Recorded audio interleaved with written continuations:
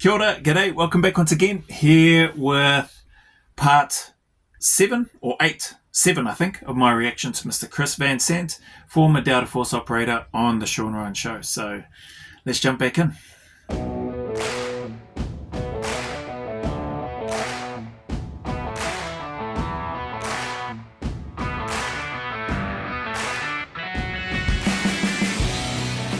Going through the course, yeah. I understand that. 45, were you guys using 45? Yeah, we learned on 45s then. No shit. Yeah. I think they switched to 9mm, but I'm not sure. 1911s? Yeah, 1911s. Yeah, Nice. Caspian 45s then. Great guns. Loved it to death. I'm glad that I learned on a full frame 45 because I think you understood the fundamentals of mechanics better and it made you better at shooting everything else because everything else, frankly, was just easier. Yeah. I'm pretty sure, just from memory, the last reaction, Sean had asked Chris about peer ratings or buddy ratings, we called them in NZ at least at the time, and in Australia, whereby when you're going through course or you're on cycle and you're evaluating each other, who you would most like to go to war with anyway, who you think is at the top, down to who you'd least like to go to war with.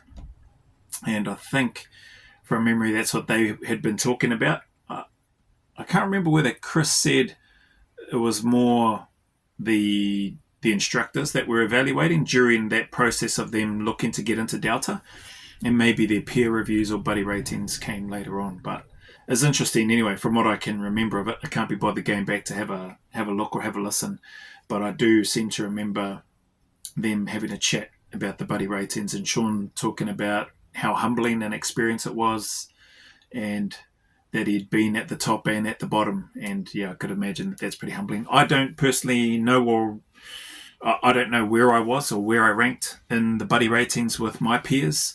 I'd like to think that I was somewhere near the top. I don't think I would have ever been at the top. If I wasn't at the top or near the top, then hopefully I was somewhere in the middle.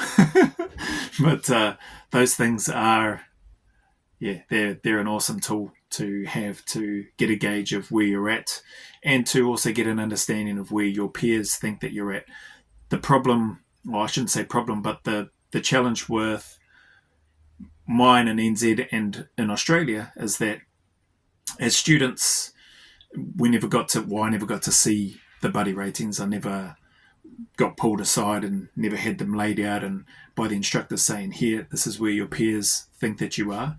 You always just, sort of had to guess and hope, and also be reasonably confident, I suppose, that what you're doing on a day-to-day and how you turn up and how you work and how you conduct yourself is fitting in with the group or the cohort that you're with, and that it aligns with what the requirements are for the unit that you're wanting to serve in at the time. So, yeah, I'd love to see the results though, personally. I don't even think they still have them, but it would be great to see. But yeah. I wouldn't have thought of that. Good stuff. Also, Delta is the only unit that I know of, especially on the tier 1 side of the house, that they recruit from everywhere. They don't care. As far as I know, I'd heard you say that there are minimum requirements to try out, but it doesn't sound like the requirements are very high. You can come from, correct me if I'm wrong, anywhere in the military, Navy, Marine Corps, Army, Air Force, Coast Guard. That's never happened to my knowledge, but maybe you can. I don't know. But I always found that interesting because everywhere else there's a pipeline to get into, even with regular soft. Sure. In most organizations. Did you find that? I mean, what are your thoughts on that? I'm going to pause it there before we hear what Chris has to say, but I don't know that, and Sean probably doesn't mean that, or maybe he does based on what, because he has said, correct him if he's wrong, based on what he knows or doesn't know. But I wouldn't say that the standards to enter are low. I think he said something like that. I think Sean said something like that anyway, in his question.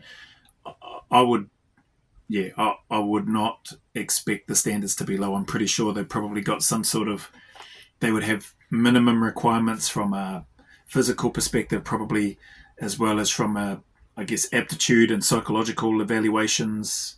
I'm just spitballing here. I'm just going off what New Zealand and Australia have as part of, known physical requirements that you need to be able to meet, and maybe not so much knowing the psychological requirements or assessment or evaluation, and probably to a degree, probably not so much the aptitude stuff.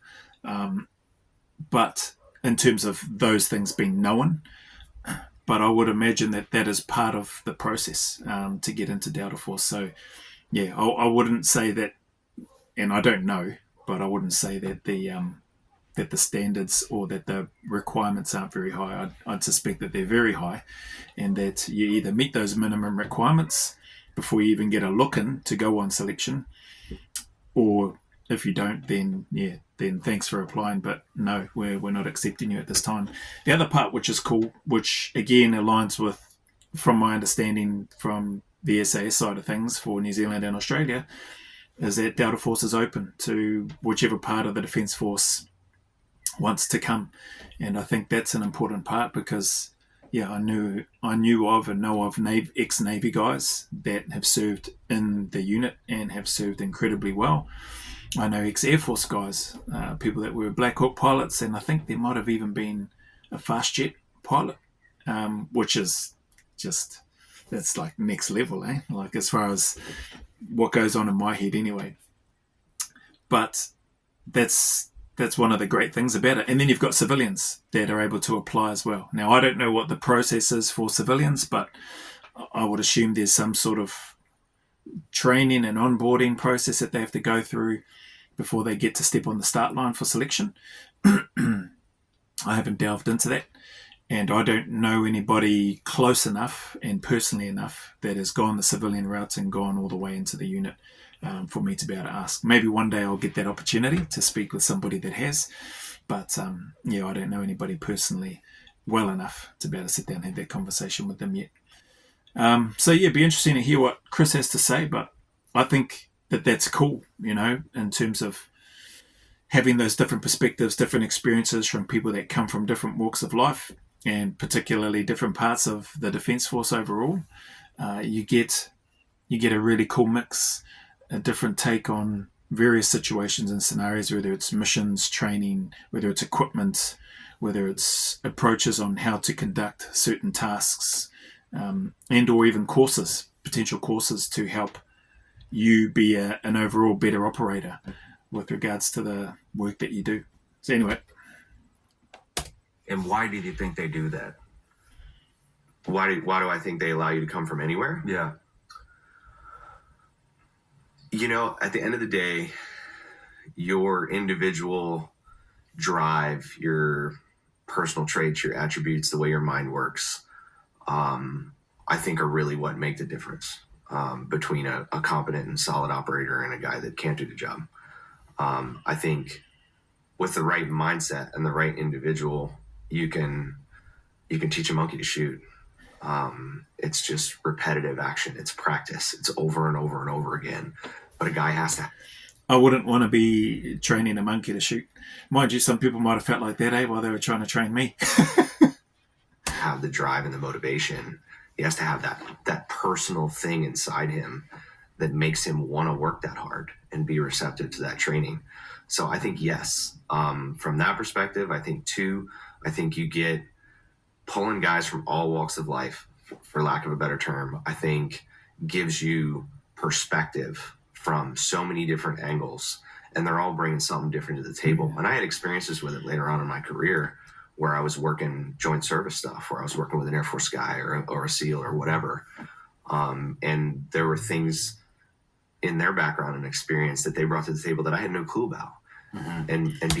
It's cool to hear him talk about that. Like, it sort of reiterates some of what I was saying earlier, those different perspectives, and you have more tools in your toolkit, as far as I'm concerned, when you've got people that come from those different walks of life, including those that come from a civilian, purely civilian background, and their first sort of introduction is maybe some onboarding stuff that they might have to go through before they get a chance to step onto selection.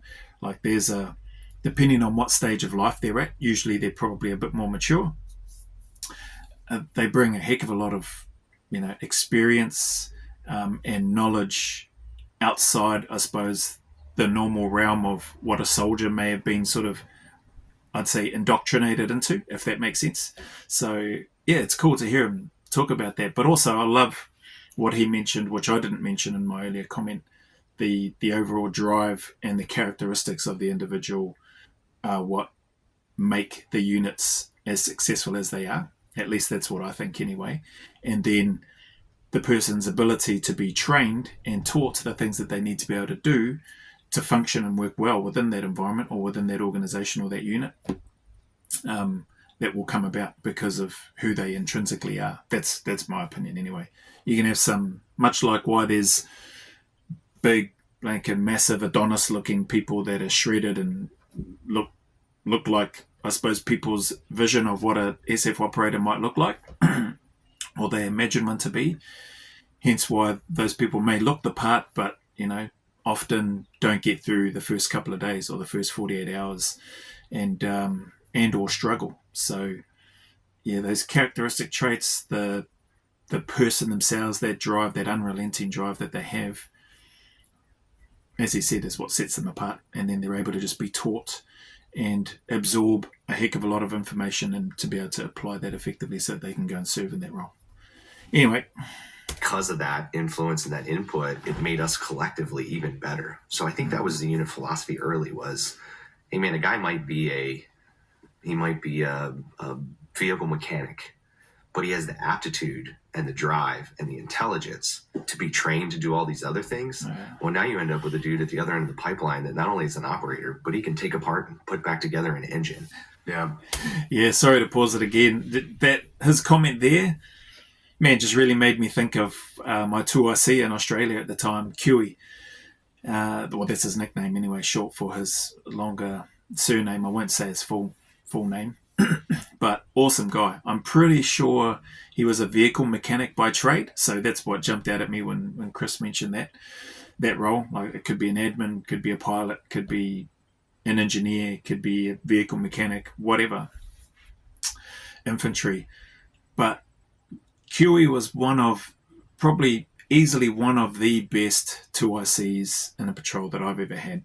Super proactive, super intelligent, really hardworking, just very, very diligent in everything, in the details and everything that I had been taught and that you would expect a 2IC to be. That consummate professional, the understudy of the patrol commander. He could have easily been the patrol commander, and he stepped up to doing patrol commander duties from time to time within our patrol, but he was always our 2IC. We had a great patrol commander as well, don't get me wrong, Nico. Shout out to him wherever he is these days. But great men, and just on the back end of Chris's comments, now you got this guy that can be taught all these other things, who's super professional as well. And when being in VM or vehicle mounted, it was always reassuring having somebody that was, at least from what I knew, somebody like Kiwi, who was very, very, very good with vehicles, or vehicle mechanic by trade, I think, before he did selection. So yeah, there's definitely a lot of benefits to that. That might come in handy at some point. Absolutely. I mean, one of the things they always stressed in the organization was you can go do anything you want, training-wise. If you can dream it up and you want to go do it, you want to learn it, whatever it is, all you have to do is explain how it's going to make you a better operator, and we will support it, fund it, and send you to that training. Holy heck. Sorry, that's awesome. Like, we haven't gotten very far. My apologies for all my rambling and hitting the pause button to talk, but there's a lot in here in terms of what he's talking about. And just hearing that, we never, during my time in Australia anyway, maybe it's different now, but there was never a proposal or a minute put out, or a signal or a notification, at least not that I was aware of, advising that we could go out and do any training or course that we wanted, as long as we could show how it would make us a more effective operator. But I can 100% guarantee that there would have been guys that would have put their hands up and put courses forward. And some of the stuff, I suppose, that comes to mind, like without having to have put our hands up or suggest or recommend, it's things like advanced medical training, like that obviously makes sense, you would think, as a bit of a no-brainer. But things like lock picking. Like we did a lock picking course, which was awesome. I really enjoyed that. I got to use that a couple of times to, get into rooms whereby just in home around civilian space whereby keys had been locked into a room. And so I had a little lock picking set. I don't have that anymore. I wish I knew where that was. Maybe I could go online and look to buy one again, but can't remember how long that course went for, maybe a month or so, but it was awesome. I loved it. And then mucking around and playing with those, lock picking was one. Various driving courses, getting on motorbike courses, which were run by unit guys, but also had an oversight from the police. So we got our licenses, our motorcycle licenses as a result of that. And that was a good, probably I think 6 or 8 weeks, lots of cross-country type stuff, and it was awesome. It was my first time riding a motorbike or operating a motorbike. And yeah, just like brilliant. Like the stuff that people get to go and do, from what I understand, like a lot of the guys in the States will go and do a lot of civilian type jumps in terms of the parachuting, halo type stuff, and hey-ho. So pretty awesome to hear him talk about if you can dream it up. Like, I think people already understand the amount of training and courses that happen anyway, dive courses, boat handling courses, all the shooting type courses, unarmed combat, armed combat, etc., etc. Like the list goes on, demolitions, survival, knife fighting, etc., etc. There's just a massive amount, and I think, dare I say, there's probably a whole bunch of, if not, I'm struggling to sort of think of courses that wouldn't make you a better operator, but in addition to that, not only make you a better operator, help you with part of that transition out into the community. So things that come to mind which people might take for granted. I remember in Australia we did a communications course, like verbal communications. I think the lady that they brought in, can't remember her name, but she was at the upper end. I think she was getting paid $1,000, $1,500, or maybe $2,000 a day, somewhere between $1,000 and $2,000 a day for what she did. And that course was awesome. I learned a heck of a lot. I was in there in a course with a bunch of other seasoned operators, and one of the guys that was former SBS that was over there at the time as well. Learned a lot from him. So he had obviously, it seemed like he'd done some of that training before he come over. But doing things like that can only help you not only be a better communicator, obviously, but be a better operator, be better at communicating with locals, be better at communicating with dignitaries, be better at, just communicating with people at various levels.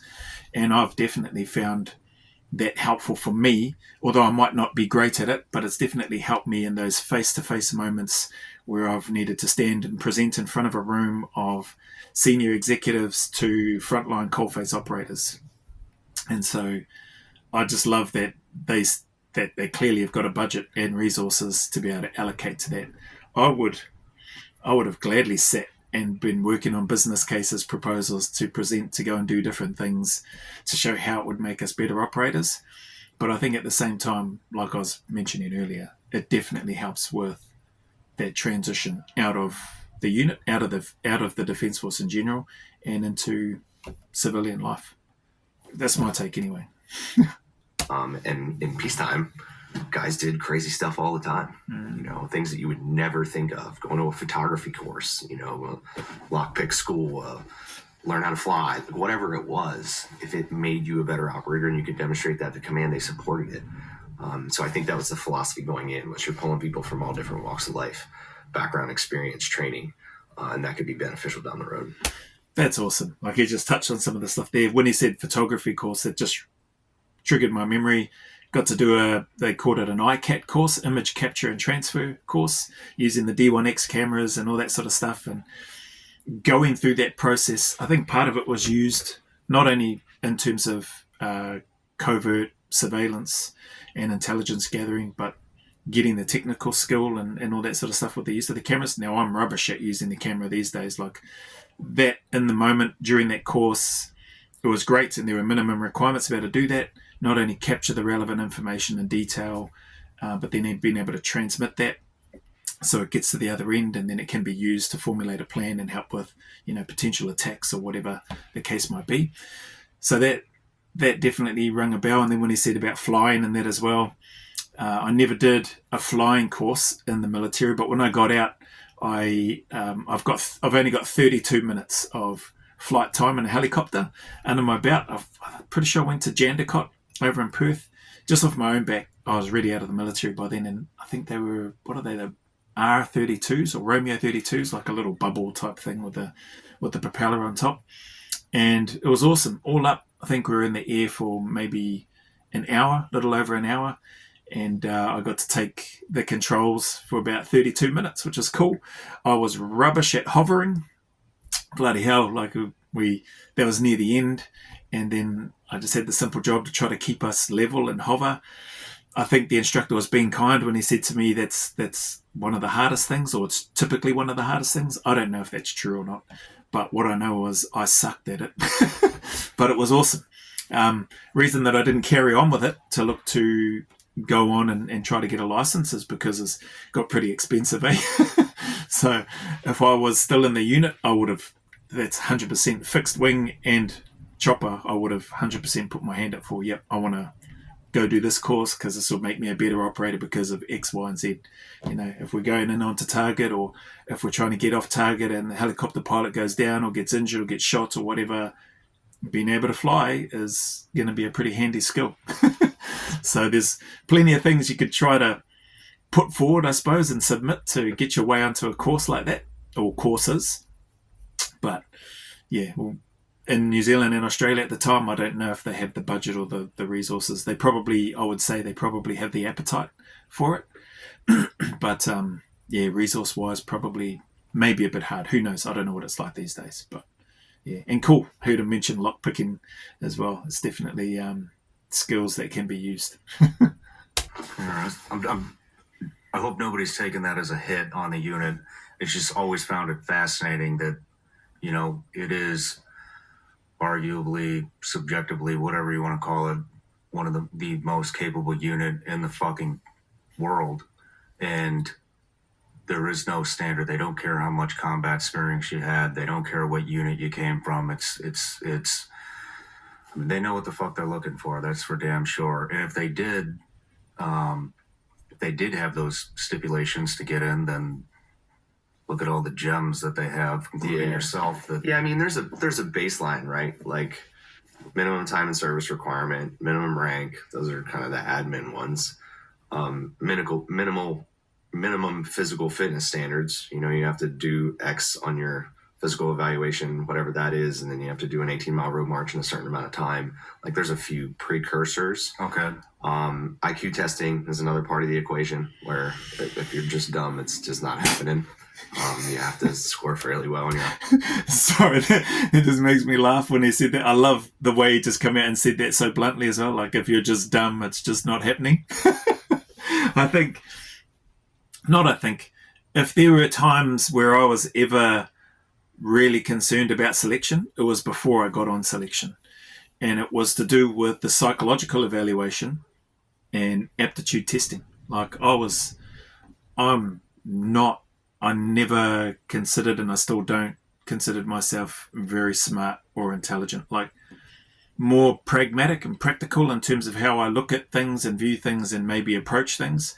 But academic wise, like, I was a numbskull, man. Like, just, yeah, not smart at all. And I really, really worried about that for me going on to and applying for a role to go and serve in a unit like that. Don't get me wrong, like, they're not rocket scientists by any means, and they'll be the guys in there, even the ones that are super intelligent, will be the first ones to tell you that, even though they are highly, you know, in my experience, seen a lot of them very academic and intelligent compared to somebody like me who just wasn't academically inclined. So I really worried about that. And then I worried about the psychological evaluation. I had no idea what they were looking for. Like, the questions when I was reading them, my default for everything was just, especially in the psychological evaluation, was just be honest, just tell the truth, and answer the questions as well as I could, whether they were written questions and or when it came time to having the verbal conversation. And I think that's, you know, I think that is the way to go. I have heard of people that have thought to themselves that they would try to give answers based on what they thought the psychologist wanted to hear, and that hasn't gone very well for a number of people. So yeah, maybe it has worked out well. I personally don't know of anybody that has tried to game the system, is probably how I would frame it, and gone all the way through. And maybe to Sean's point, I think they've got it locked in terms of they know exactly what they're looking for. They know what to watch out for so that they can try to prevent that stuff coming in. But I think at the same time as well, it's probably worth, I would say, mentioning that it's not 100% guaranteed. It doesn't, just because they know what they're looking for, just because they've got clearly good processes and stuff in place, and they've got likely a good success rate of who they recommend to go through and who actually makes it through and who actually goes on to serve well within the unit. I still don't think it's, and I think they would say the same thing as well, the psychologist that is. I think they would say the same thing as well. It's not perfect. It doesn't guarantee anything. Like there could still be some people that might slip through, so to speak. Maybe I slipped through, So all that sort of stuff, I think is probably worth putting a caveat on that, but acknowledging the incredible work that they do. Anyway, I went off topic. I was really nervous about the aptitude testing and the psychological test, and I was definitely relieved to get through that and then to just get into what I considered the work phase of the selection and the cycle, and then go on and be fortunate enough to get into the unit in the end. IQ testing and then psychological evaluation. And I don't know anything about it. It's fascinating, and I wish I could. Like, I wish. I'm glad. I mean, I guess I'm glad that they don't share it because they're really good at what they do. Yeah. But I think that psychological eval was as much a part of anything. It was understanding what makes you you and how you're wired, and who has the aptitude to receive all that, function in that environment, and come home and be normal. I think 20 years of war have probably altered some of that. Yeah. But I think the assessment on the front end and determining guys that have the aptitude or capability to be successful, I think they've got it down to a science. That's cool to hear him say. Sorry to pause it again so soon, but he mentioned a few things. One, which I forgot to acknowledge when I was just talking before, the precursors or the prerequisites to go on to a Delta Force selection. So that helped clear that up. And I think for Sean as well, physical fitness requirements and all that sort of thing. I think the admin wanted, he said minimum time in service, minimum rank. So that's interesting, minimum rank. And then he went through the fitness, aptitude, psychological stuff that he's spoken about there. But also them having it down to a science probably ties into what I was talking about earlier. So I'll try not to regurgitate all of that stuff again. I don't think it guarantees anything though. I still will re-mention that again. But the other part, when he's talking about them having it down to a science and then selecting, it would be cool to know, like he said, he's not been that part. He hasn't seen the results or the reports on what they're looking at, but clearly they've got a great process for it. But it would be interesting to see, like not only as a former operator, I think even current operators would be interested. Maybe not. Maybe I wouldn't have been interested if I was still serving. I was just happy to be there in the unit. But definitely I would love to pick the brains of the psychs. I remember Captain K was his name, was a psych on my selection in Australia. I can't remember the name of the female psychologist that was in charge, but you see her on the 1998 NZSA selection course that's on my channel as well. But you can see her on there. But yeah, it'd be cool to sit down, pick their brains and hear, or where they could, they probably wouldn't be able to share too much, which is cool. They'd probably, that'd be a dumb question. So they share as much as I suppose they can without giving things away, I guess. And I think that's why the success rates after guys get through selection and then get to OTC, I think that's why they're as high as they are. Okay.